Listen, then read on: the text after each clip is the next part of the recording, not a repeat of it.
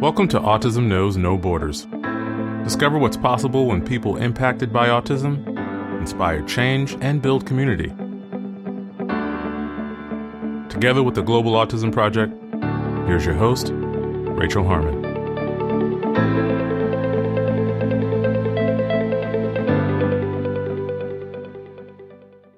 Hello, everyone. This week's episode is a recording of one of our Global Autism Community exclusive events. The topic of this roundtable discussion was family dynamics. Participating in this event were autistic self-advocates Mary Johnston and Corben, as well as autism sibling and occupational therapist Cheryl Albright. In today's conversation, we discuss parent-child relationships, what it's like to have neurodiverse or neurotypical parents, why divorce rates are high among parents of autistic children, sibling relationships, how to support adolescents transitioning into adulthood, choosing a life partner, starting your own family, taking care of aging parents, and the importance of creating plans for elder adulthood. In this episode, discover what's possible when family comes first. To learn more about the participants, please visit our show notes at autismknowsnoborders.com. Roundtable discussions like the one you'll hear today are open exclusively for members of our online Global Autism Community.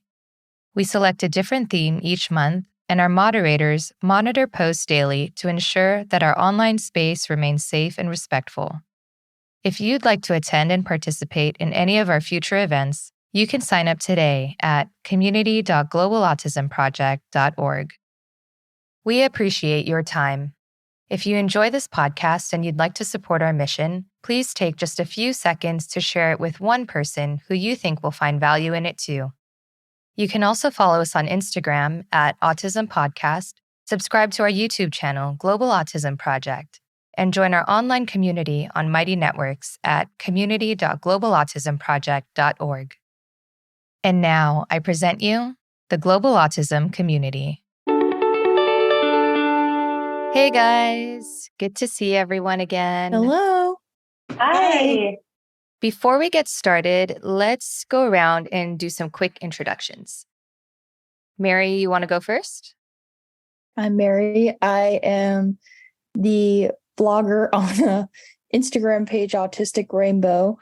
And I recently just started my own little podcast called Greater Than Barriers, if anyone's interested. Okay. My name is Corben. I guess right now I'm at front porch in Fort Wayne, Indiana. I am from the past cohort of moderators, and right now I've been working 12-hour shifts at BF Goodrich as a union member. But I think likely next year I'll be a full-time elementary school teacher at Fort Wayne Community Schools, but I'm not there yet. Hi, I'm Cheryl Albright. I am an autism SIB, occupational therapist, among other things, and a Field Color alum as well. So this month's theme is family dynamics, which is, I think, something everyone can relate to.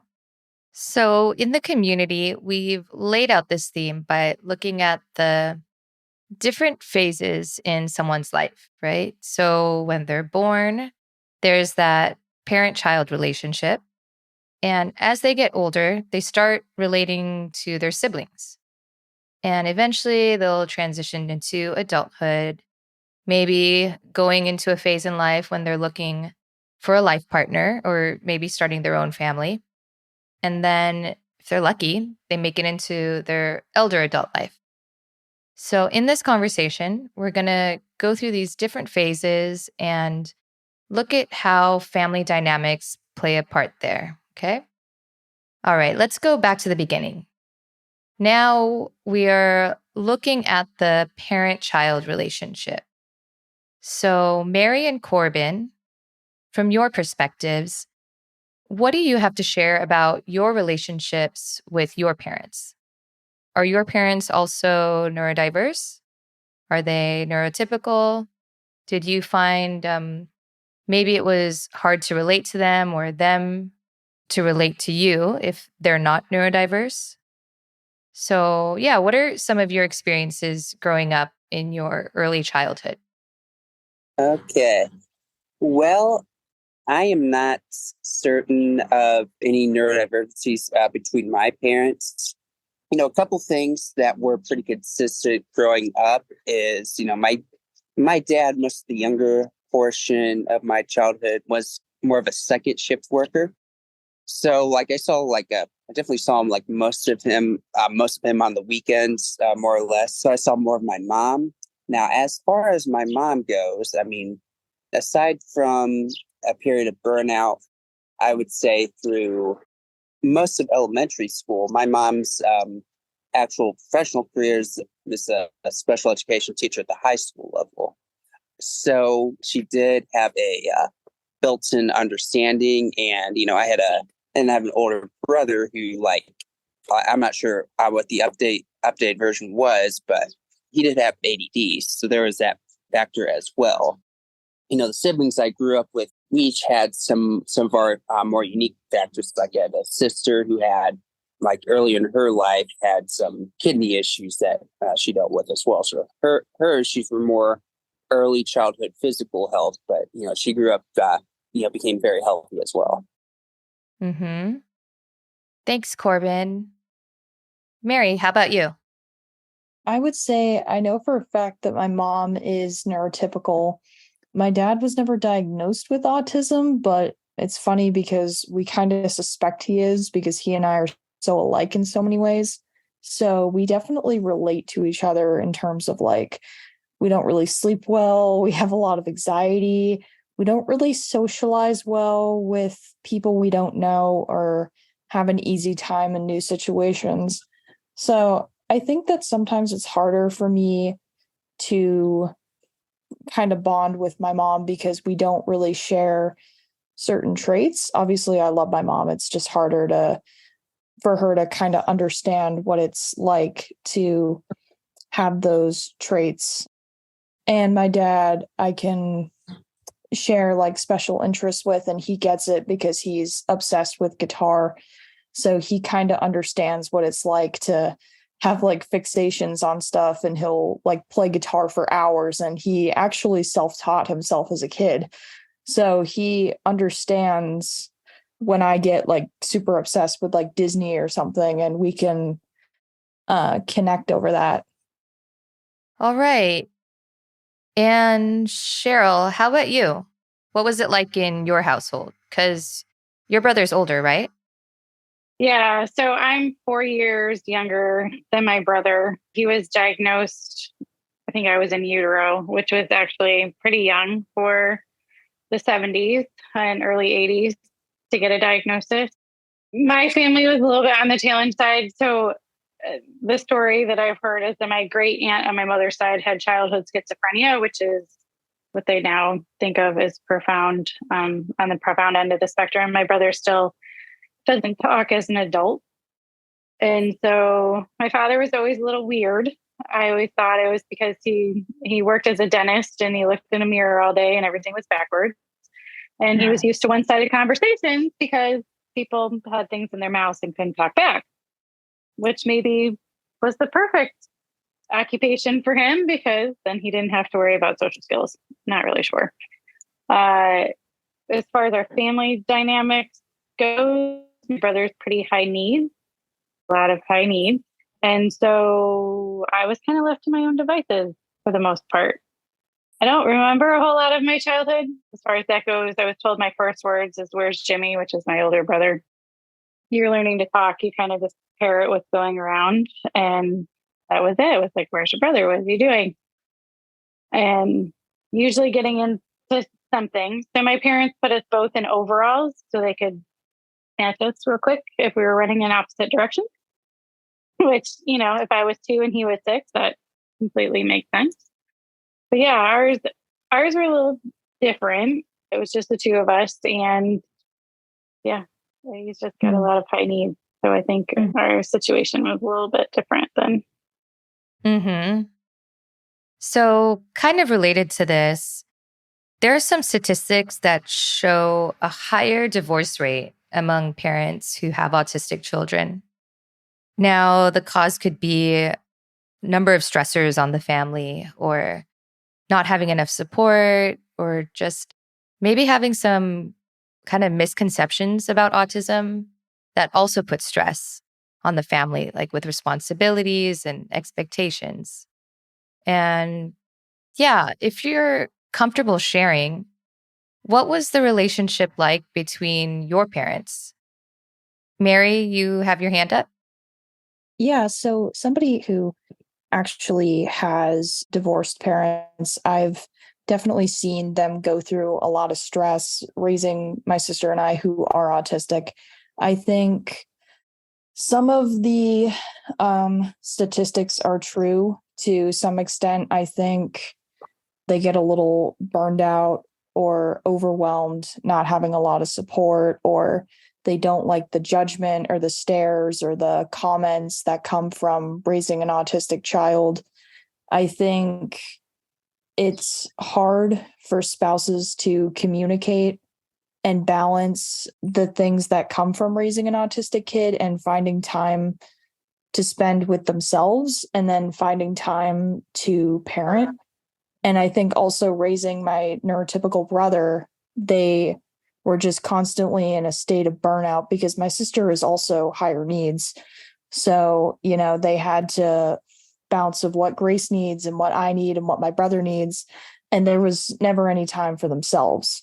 And I think it just got to the point where they were so burned out that my parents were like, we're done, and they couldn't handle it anymore. So I think I kind of understand it from that degree and think it just comes from a place of like, they don't really know how to properly like execute the plan.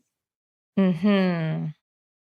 Okay, this is something that I feel like I need to mention.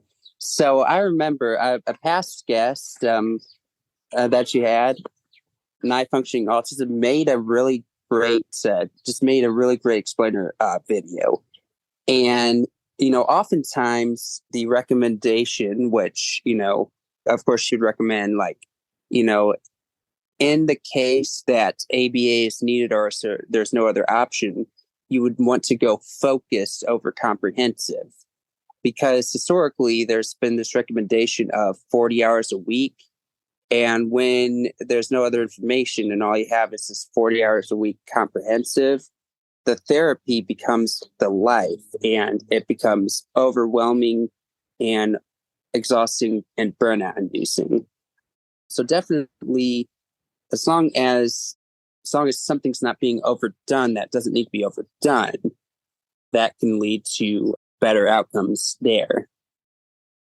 Yeah, I agree with what Corben said. My sister always needed a lot of occupational therapy, speech therapy.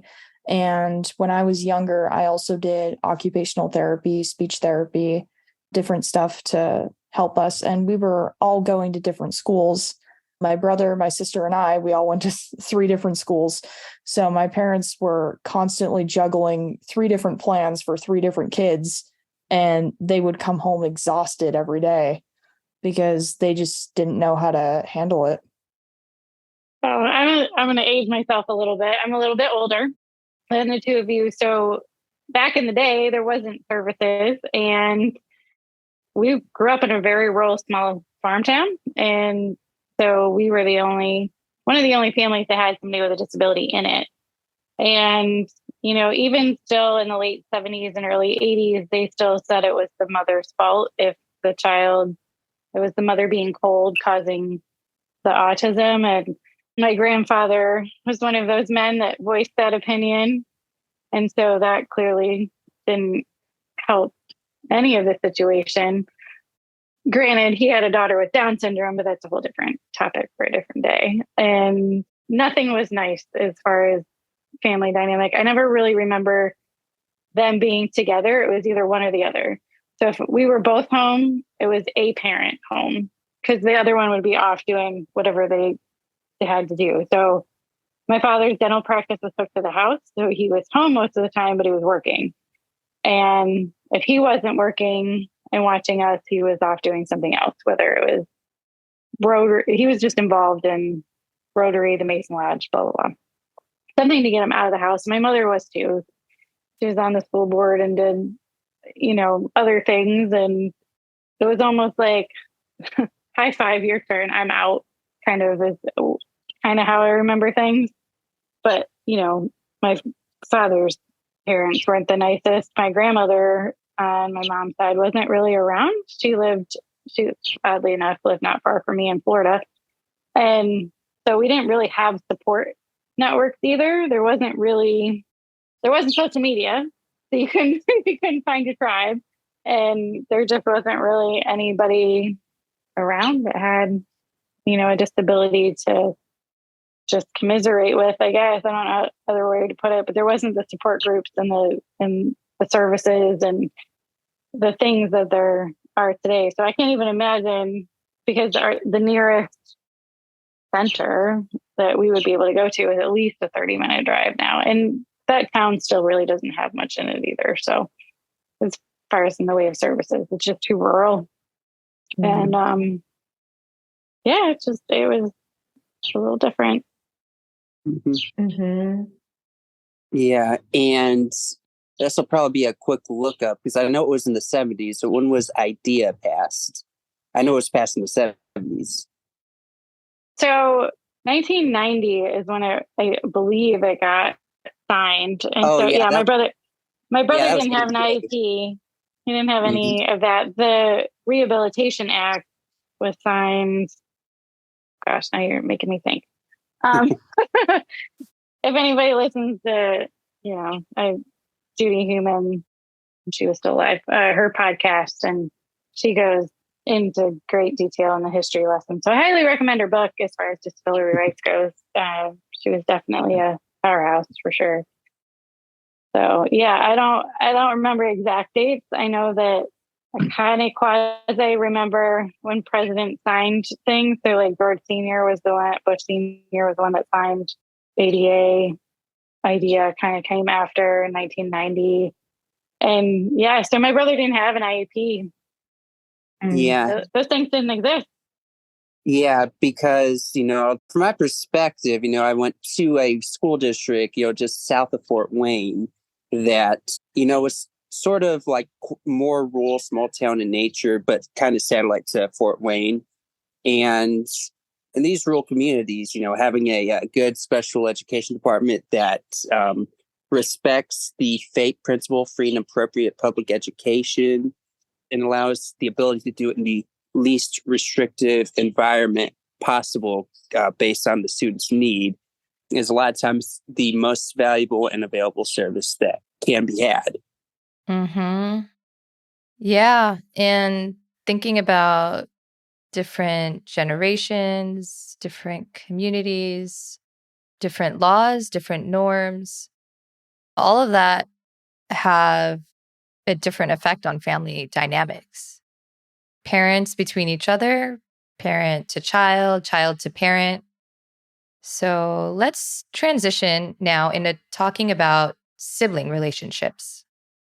There's this common consensus, I guess, that siblings of autistic people, now maybe this is a big generalization, but they end up becoming one of their best advocates and sometimes even taking on responsibilities of caring for them also.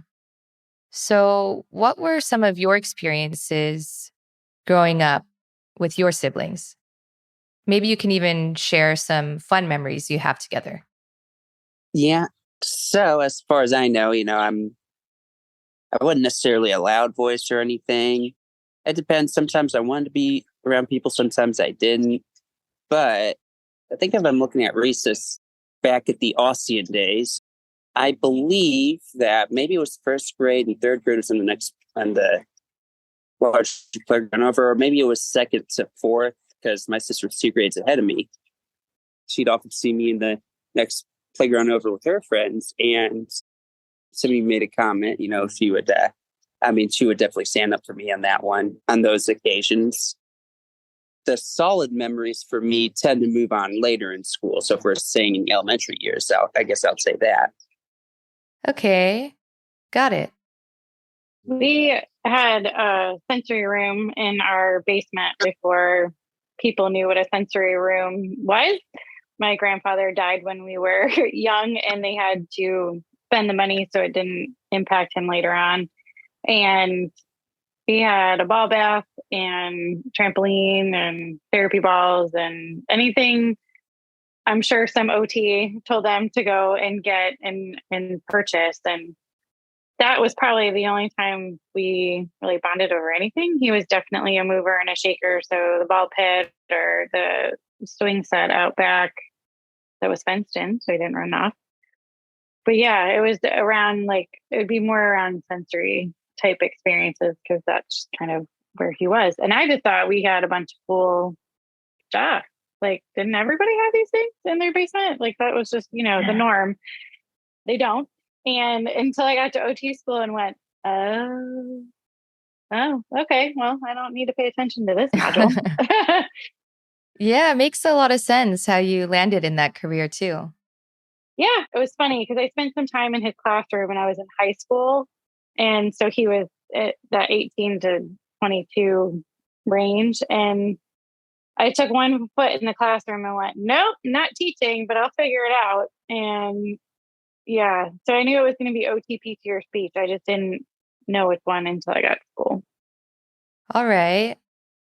Mary, how about you? What was your relationship like with your sister and your brother too? My relationship with my siblings is kind of complicated. So with my sister growing up, she had very severe behavioral challenges. So she was always having really bad meltdowns and tantrums and stuff. And we had to learn how to give her space and deal with that because she would get aggressive. And my brother didn't really understand autism, so he would lash out at my sister when she lashed out at us. And it was very chaotic and stressful. My brother also didn't really understand me, and he would pull mean pranks, lock me in the closet and turn the light off. And he would just say mean kind of punching bag jokes. And I wouldn't laugh. I would get upset and think that they weren't funny.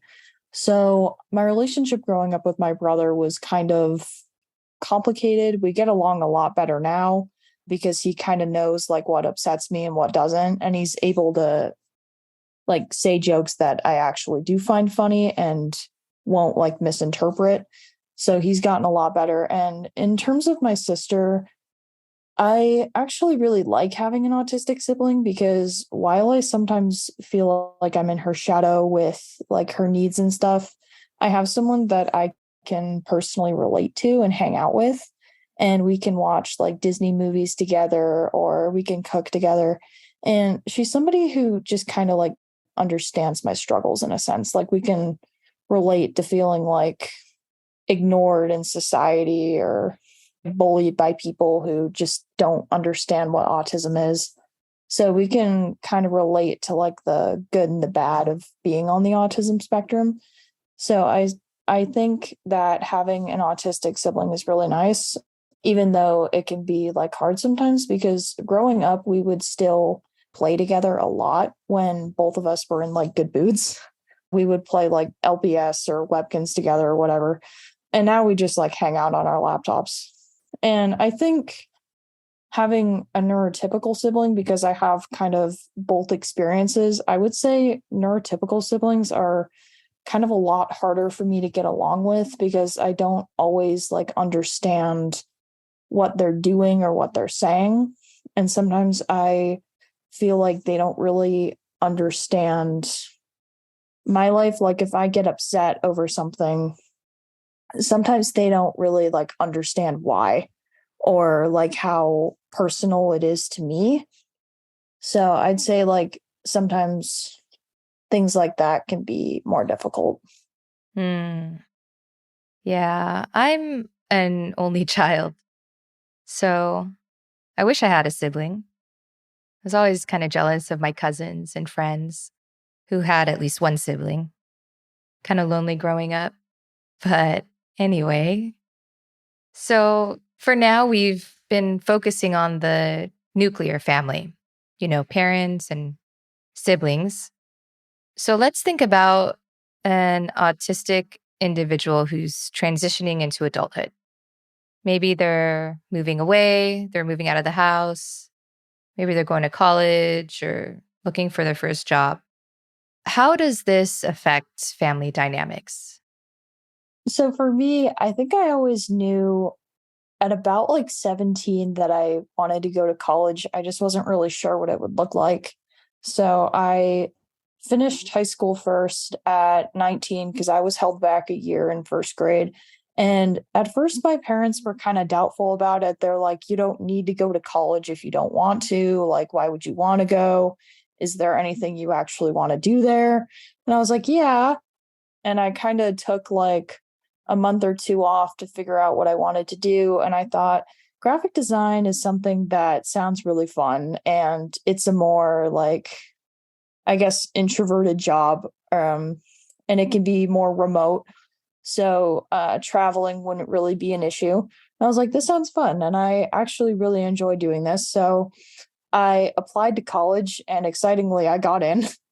And my parents were a little on the fence about it. They were like, is this really going to work out for you? Like, are you going to regret it? So there was a little bit of a barrier there, but they quickly came around, like very quickly, and became like very supportive of me and my journey in college. And now they're figuring out like how to help me get ready for jobs and get prepared for the road after college. And I look forward to seeing what that looks like. Okay. And then I think, transitioning to college was a little bit more simple for me. I think being the youngest, my mom sort of was able to ease up more as, each child sort of moved along. So I did live on the residential campus. It was about an hour north, Trine University in Angola, Indiana. So not too far. And my social dynamics were pretty strong since, I went into like cross country. I kept up distance track. So that crew was always there. The harder transition was what came after college, This would be a long story with a lot of lessons, but a mistake I had was I got really excited about the prospect of sales because, it was glamorized by a personal selling course that I had. And then, and I think, like they do give a lot of like career services, does give a lot of well-intentioned advice about filling out resumes and how to come in to an interview. But what I've come to realize now, a good interview is conversational. So, a lot of times I try to come in armed with a bunch of facts about it, what I'm good at. But if I don't have those stories, like, I've done one teaching interview so far now, and I have another one coming up. And like, I'm able to talk about just some of these interactions that I've had with kids, how I approach solving problems, why I really focus on gaining trust over being the stern disciplinarian. And those interviews feel natural. I don't feel tense or nervous at all about those. But I think a predatory job that I went to and at least an apartment in Indianapolis for after college sort of exploited the fact that, maybe I wasn't great at interviews, and all of a sudden they were able to put me through a process that made me feel good about myself and got me started in a pretty rough situation. All right, got it. So my brother was placed into a group home when he was 16. So I was 12. And so college was as far away as I could get. And I see a lot of siblings doing the same thing. So it was about a 14-hour drive or a plane ride away in North Carolina. And so as far as I knew, he was safe. Somebody was looking after him. I didn't have to worry about it. I knew it would be an issue when I got older. So I just went as far away as I could. I lived in North Carolina for a while. I did come back to New York to help take care of a grandparent, and then took off again and did traveling therapy and just kind of wandered the planet as well. And it was more of, I called travel therapy professional bolting. I was taking on contracts and working, and I was still being professional, because at first when my grandmother passed, I was like, I'm going to buy an RV and live off the grid. Everybody's like, you're not going to use your degree. That's dumb. And I was like, well, okay, what could I do? So my husband and I traveled around for a long time before coming down to Florida. And so for me, it was, how far could I go? How far away could I push it? And so, in my 20s, did the whole cliche of doing backpacking across Europe with the Euro Pass before smartphones. I add that. So literally just wandering several other countries. But transitioning for me into adulthood, I knew there was going to be adult responsibilities at some point, and I tried to push them off as long as I could. Yeah. And thinking about the different support that people might need, whether it's maybe learning how to drive or learning how to live more independently or balance finances. These are all things that people might need to prepare for when they're adolescents, so that transition goes smoothly. So for Mary and Corben, how did your families prepare you? I would say for me, we've always kind of had chats about like what our life would look like, of where we'd live one day, or what kind of housing situation would be best for us. We would look at jobs like in the area we were interested in moving to.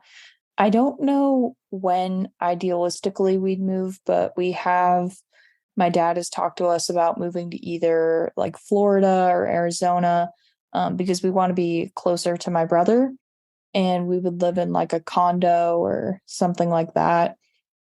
Okay. All right. So one thing that was interesting that I almost prepared myself is, as a young kid, I was always just interested in roads and streets, and transportation itself was an interest. And I just absorbed that information, and I was just somebody who already knew where I was going. And I just, I just wanted to be in the car for the ride's sake.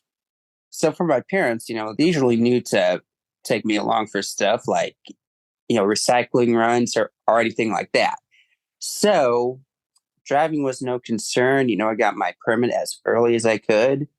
And basically, if there's family driving, I was always driving. So the driving aspect was no concern. And I am great with road directions. So I had that upper hand. And as far as preparing me, a lot of it comes down to allowing me to focus on what that was. So the IEP case conference meetings in high school were just kind of odd ones, because, for one thing, my mom taught the school that I attended.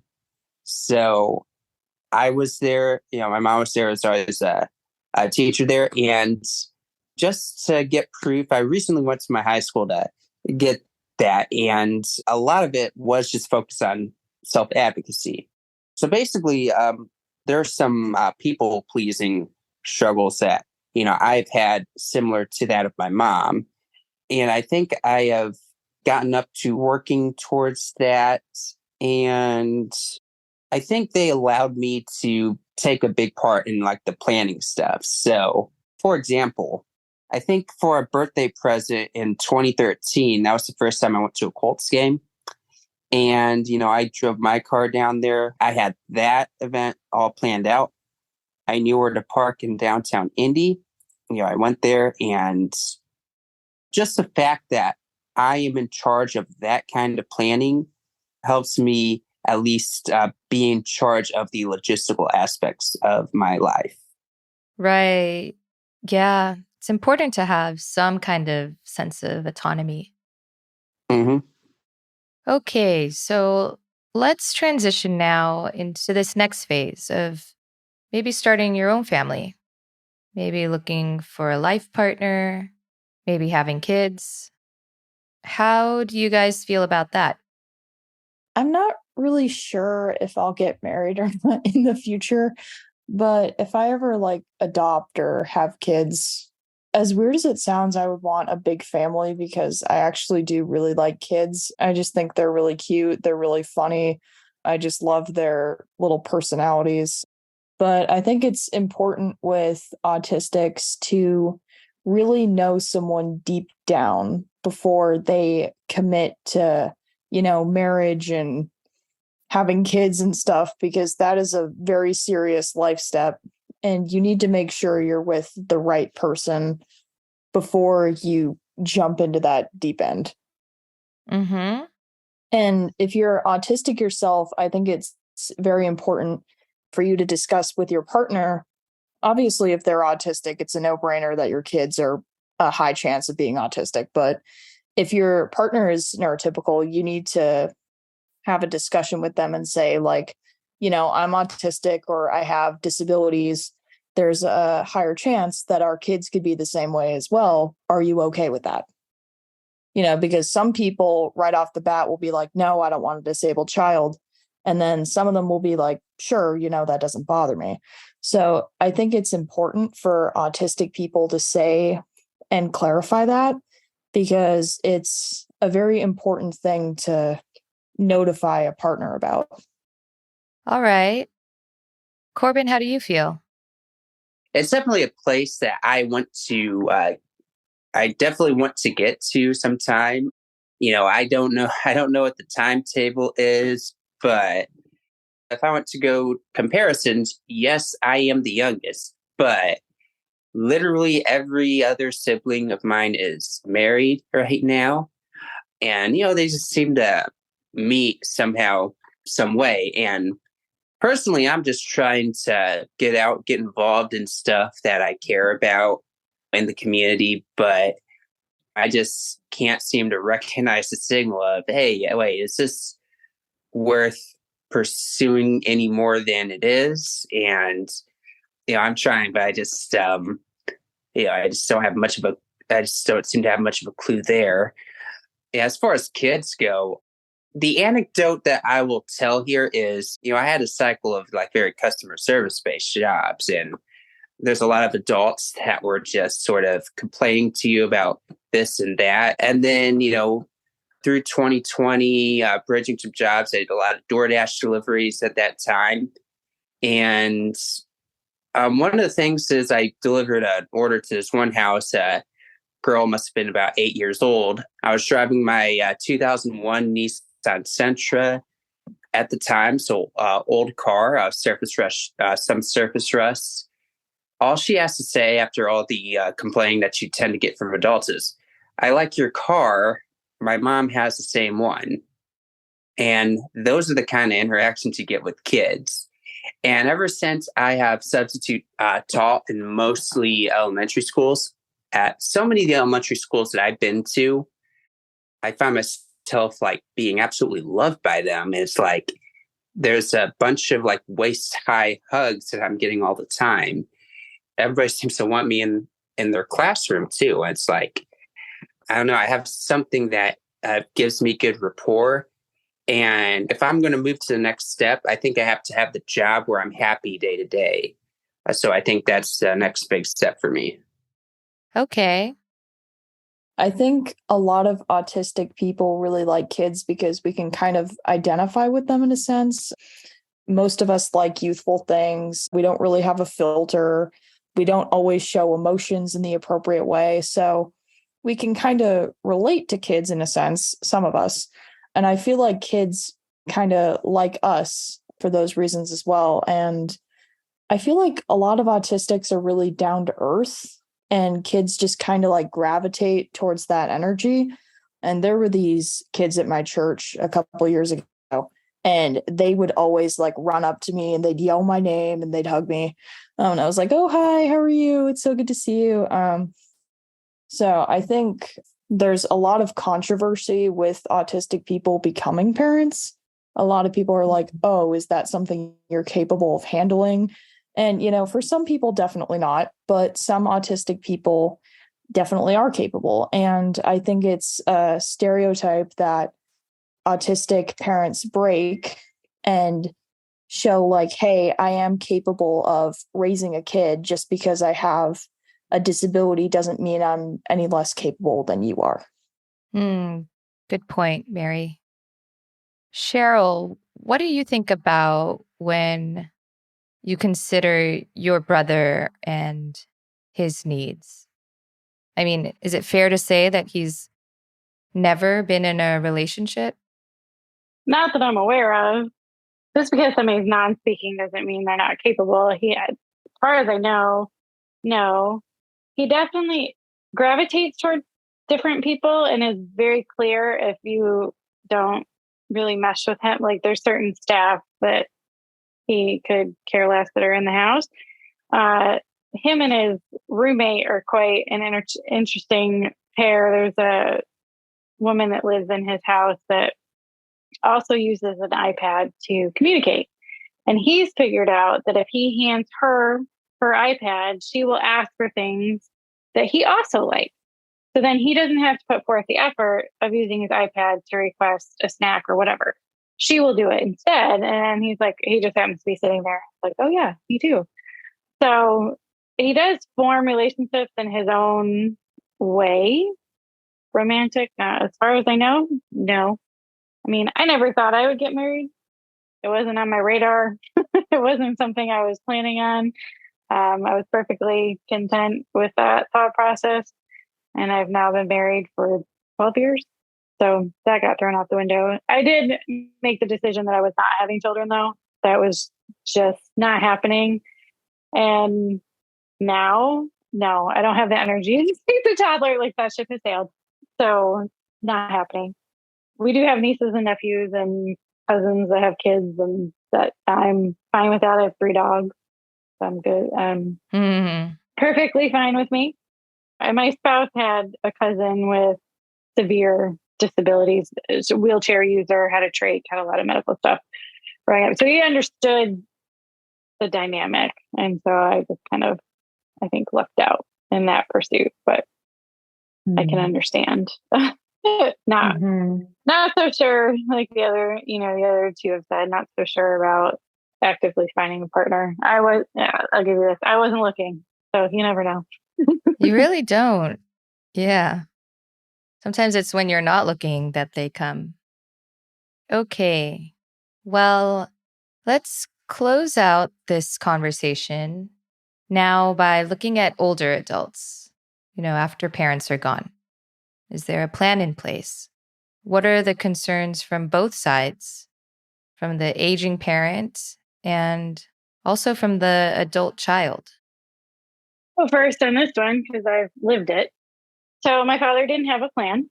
He had his basic legal documents done, but didn't tell anybody where they were. So will, power of attorney, healthcare, surrogate, those kind of things were done. Just nobody knew where they were.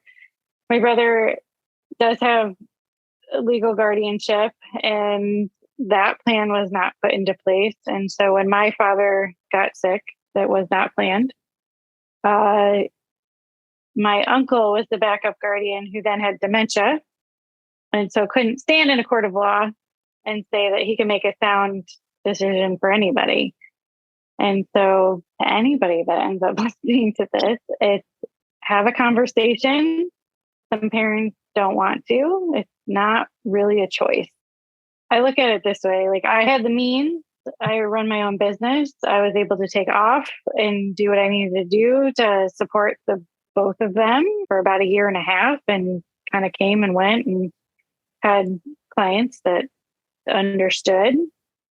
Most people aren't in my shoes and don't have the means, or the parents don't have the means to have that level of time off to take care of those things, and or have the FMLA if you have, like, so, Corben, if you're working in a school district, they're not going to let you leave for 6 months to go take care of affairs. They're just not. And so, what are you going to do? And so the plan really isn't, it's not a morbidity issue. It's have a plan so that somebody can execute it. And I mean, I knew that there was a lack of plans. So I made my own. I knew what triggers that we're going to need to be. And I had people kind of on standby and attorneys and things just kind of waiting. Plans can change, and that's fine. It's just, you got to keep updating them and making sure that the players involved also know what that plan is going to be without going into too much detail. So I had to take care of both of them at the same time, and it wasn't pleasant. And I don't wish that upon anyone. So hopefully your parents will listen to this, guys. Okay. Start the conversation. So if I do anything else, I hope I start some conversations. Yeah.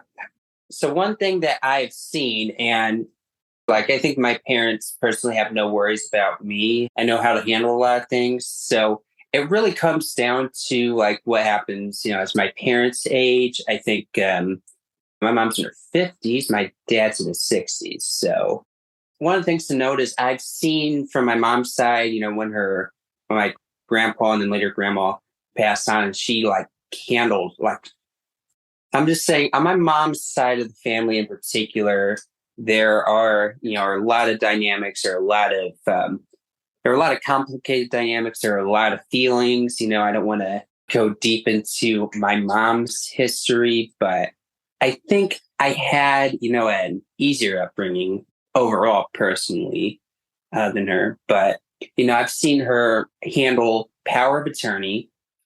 I've seen her be like the emotional guard for like the hospice process on those two occasions. I've seen her like move on with the assets, selling off houses that were not necessarily the most marketable houses. One of them was a manufactured double wide. One of them was like a small bungalow near an industrial area. So, and of course, my grandma smoked a lot too. So there was a lot of details and painting to take care of that. So as far as that goes, I know, my brother and sister, we can connect and we can coordinate as needed. I know my sister tends to be on top of things, and I'll communicate pretty well there. Thanks, Corben. Mary, go ahead. So I think my parents' biggest fear is how we'll be well, like mentally, physically. They worry about us like eating well, getting enough exercise, getting enough sleep. I think they really worry about everything. Us having enough money for groceries and getting around. They worry about how well we do in our jobs.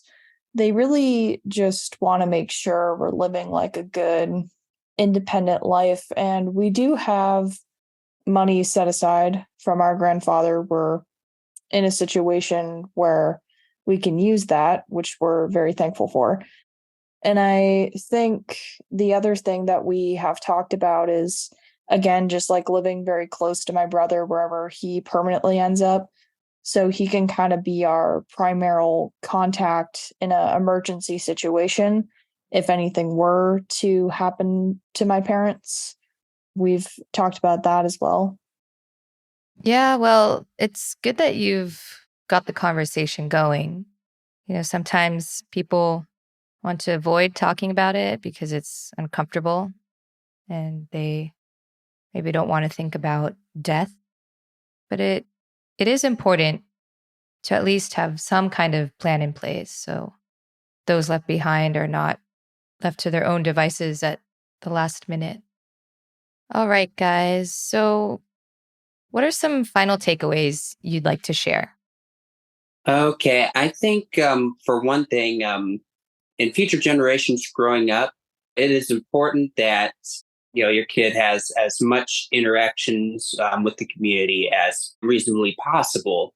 And that means as long as they're included in a good way, like other siblings, there's a good way that everybody can feel included, and making sure when possible that services are targeted and not comprehensive, then it won't seem like a more neurotypical sibling won't be in a situation where they feel neglected and become resentful in the future.